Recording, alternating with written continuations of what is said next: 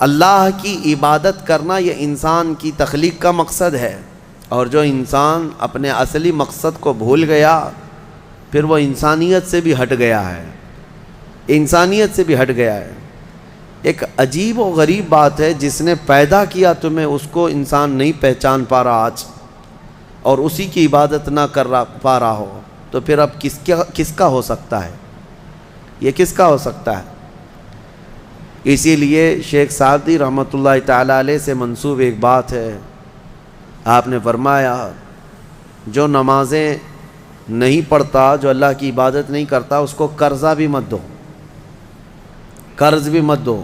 کہا کیوں؟ قرض سے اس کا کیا تعلق؟ کہا جو اللہ کا قرض نہیں ادا کر رہا وہ تمہارا کیا ادا کرے گا؟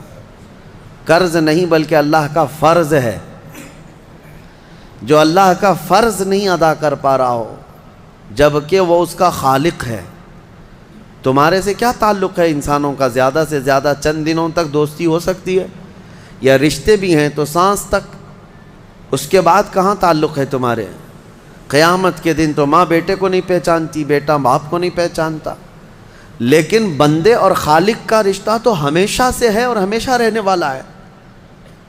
تم جب نہیں پیدا ہوئے تھے تب بھی تمہارا خالق اللہ ہی ہے، یعنی تمہیں نطفے سے لے کر کے یہاں تک لایا، یہاں بھی تمہارا خالق وہی ہے۔ قیامت کے دن جب وہ تمہیں دوبارہ اٹھائے گا تب بھی وہ تمہارا خالق ہے۔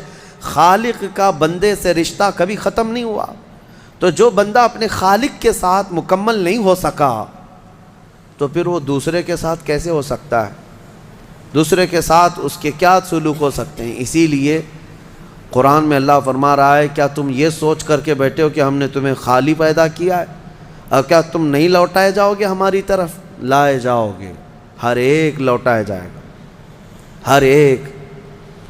ابھی چند دنوں پہلے کی ایک بات ہے، ایک چھوٹا سا رسالہ، ایک لٹریچر جو گوتم بدھ کی عبادت کرتے ہیں ان لوگوں کی طرف سے تھا کہ دنیا کا ایک بہت اعلیٰ ذہن کا انسان تھا، اس نے بہترین تعلیمات دی تھی، تو اس پر کسی نے، ایک مسلمان نے نقطہ لگایا تھا اور ان سے بحث ہو رہی تھی جو بدھسٹ ہیں۔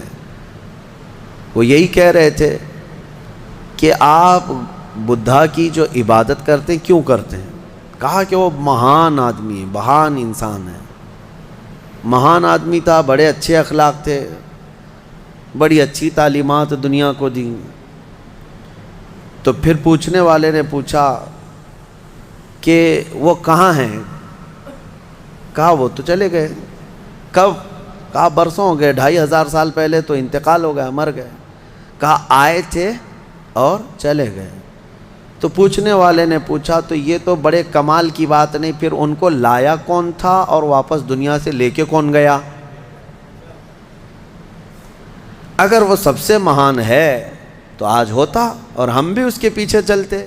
کہا کہ وہ پیدا ہوا اور پھر دنیا سے چلا گیا، ہم یہ پوچھ رہے ہیں کون ان کو دنیا میں لایا تھا اور کون دنیا سے لے کے گیا؟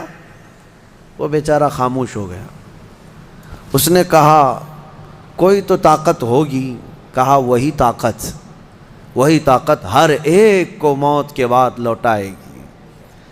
دنیا کا چاہے سب سے بڑی طاقت کا انسان بھی کیوں نہ ہو، اسے موت ہے اور وہ اللہ کی بارگاہ میں لوٹایا جائے گا۔ اسی کو اللہ تعالیٰ فرماتا ہے تم کیا سوچ کر کے بیٹھے ہو کہ تم ہماری طرف نہیں لوٹائے جاؤ گے؟ تم سب کو اللہ کی طرف لوٹ کر کے جانا ہے۔ اس دن کو یاد رکھو، اس دن کو یاد رکھو جب یہ ساری چیزیں دھری کی دھری رہ جائیں گی اور تم آخری سفر پر نکل چکے ہوں گے، اور عجیب و غریب حالت میں ہم جاتے ہیں۔ میرے عزیزو، یہ سارے ہمارے کپڑے، ہماری جائیدادیں، ہماری سواریاں، ہماری گاڑیاں سب رہ جاتی ہیں۔ آج تک آپ نے دیکھا کہ کوئی آدمی جنازے کی بجائے مرسیڈیز میں قبر میں جا رہا ہو؟ نہیں، وہ بھی 4 کندھوں پر بوجھ بن کر کے ہی جا رہا ہے۔ بڑی اعلیٰ قسم کی سواریاں وہ وہیں رہ جاتی ہیں، بڑے عمدہ لباس یہیں رہ جاتے ہیں۔ آخری سفر کا ایک مخصوص لباس ہے، ایک مخصوص انداز ہے، اور ایک مخصوص طریقے سے لے جا کر کے قبر کے حوالے کر کے آ جاتے ہیں۔ اور اسی کو فرمایا گیا ہے کہ جس کو یہ اپنا آخری سفر یاد ہوگا اسے یہ بھی یاد ہوگا کہ میں یہاں کیوں آیا ہوں۔ کبھی آج تک آپ نے اپنے اندر جھانک کر کے پوچھا، کبھی سوچا زندگی میں کبھی ایسا وقت آیا کہ ابھی جیسے مثال کے طور پر مسجد میں آ کر بیٹھے، ابھی میں آپ سے پوچھوں پکڑ کر کے کیوں آئے ہو یہاں پہ مسجد میں، فوراً آپ جواب دیں گے عبادت کے لیے آئے ہو۔ مسجد کائے کے لیے ہے؟ عشاء کا وقت ہو رہا تھا، نماز پڑھنے کے لیے آیا، یا محفل چل رہی تھی محفل میں آ گیا۔ یہ تو تمہارا مقصد ہے، ہر کام کا تمہارا مقصد ہوتا ہے۔ کبھی یہ سوچا میں دنیا میں کیوں آیا، پوری دنیا میں کیوں آیا؟ جس نے اس سوال کا جواب حاصل کر لیا وہ معرفت کو پہنچ گیا۔ جو صحیح طریقے سے اس جواب کو پہنچ گیا وہ اللہ کی معرفت حاصل کر لے گا۔ اسی لیے میرے عزیزو آگے رب تعالیٰ فرماتا ہے أَفَحَسِبْتُمْ أَنَّمَا خَلَقْنَاكُمْ عَبَثًا أَفَحَسِبْتُمْ أَنَّمَا خَلَقْنَاكُمْ عَبَثًا وَأَنَّكُمْ إِلَيْنَا لَا تُرْجَعُونَ۔ حضرت موسیٰ علیہ الصلوۃ والتسلیم کے متعلق ایک بات ملتی ہے۔ ایک چھپکلی تھی، دیوار پر چل رہی تھی۔ موسیٰ علیہ السلام نے پوچھا مولا اس کا کیا کام ہے، اس کا کیا کام ہے، یہ کیوں پیدا ہوئی ہے؟ چھپکلی کا ضروری نہیں کہ ہر ایک کی حکمت آپ کو معلوم ہو کون دنیا میں کیوں آیا۔ اللہ نے کوئی بھی چیز بغیر فائدے کے نہیں پیدا کی۔ رب تبارک و تعالیٰ نے ارشاد فرمایا موسیٰ تھوڑی دیر پہلے چھپکلی نے مجھ سے پوچھا کہ موسیٰ کو مولا تو نے کیوں پیدا کیا؟ حضرت موسیٰ علیہ السلام کا کیا کیا کام ہے؟ یہ ضروری نہیں کہ مخلوقات کو ایک دوسرے کی حکمتیں معلوم ہوں، ضروری نہیں ہے، لیکن اللہ تعالیٰ عبث بغیر کسی وجہ کے محض کسی کو نہیں پیدا کیا۔ بس اپنے مقصد زندگی کو سمجھو اور فالتو اپنی زندگی کو ضائع مت کرو۔ جو لوگ بیٹھے اسی طرح سے اپنی زندگی کو ضائع کر رہے ہیں ان نوجوانوں کو ایک دن احساس ہو جائے گا کتنی قیمتی چیز دنیا میں ضائع کر دیا انہوں نے، کتنی قیمتی چیز۔ کروڑوں کا معجون ملا کر کے بھی بڑھاپے کو جوان کر کے دکھا دو۔ یہ گیا وقت پھر ہاتھ آتا نہیں، سدا دور دورہ دکھاتا نہیں۔ آپ جس طرح سے تیزی سے اس دنیا کو کاٹتے ہوئے جا رہے ہیں، میاں ہم تو منٹ منٹ گن رہے ہیں۔ آج دیکھیں ہم 15 تراویح پڑھ چکے ہیں الحمدللہ، ابھی تو ہم چاند کے انتظار میں تھے۔ یوں ہی وقت آئے گا، اللہ آپ کو سلامت رکھے، ہماری زندگی کا بھروسہ نہیں، اگلا رمضان بھی پھر آپ بیٹھیں گے۔ بہت تیزی سے آپ کی زندگیاں گزرتی جا رہی ہیں، اور اچانک ایک دن اعلان ہو جائے گا فلاں کا بیٹا انتقال کر چکا، جنازے میں حاضر ہو جاؤ۔ یہی زندگی ہے۔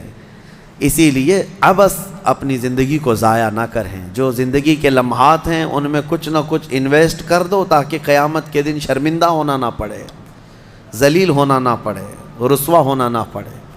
بہرحال دوسری سورہ ہم نے جو تلاوت کی ہے سورۃ النور، سورہ نور ہے۔ اس میں احکام بہت سارے آئے ہیں۔ اس کی شروعات جو ہے وہی بہت ایک سخت ترین گناہ اسلام میں اس کی مذمت میں آئی، زنا۔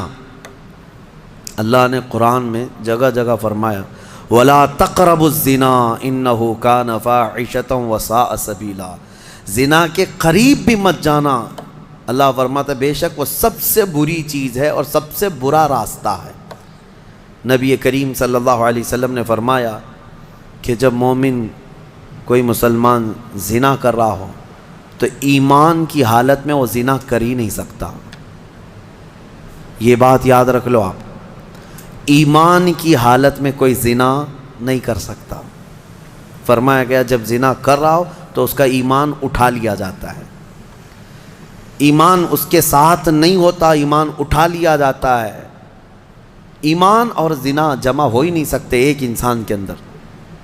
یہ بہت سخت وعید ہے میرے آقا صلی اللہ علیہ وسلم کی حدیث پاک میں۔ ایمان کی حالت میں زنا نہیں ہوتا، اور جب زنا کر رہا ہوتا ہے تو ایمان نکال لیا جاتا ہے، وہ معلق ہوتا ہے، آسمانوں پر لٹکا ہوتا ہے۔ اس زنا کے حالت میں اس کے ساتھ ایمان نہیں ہوتا۔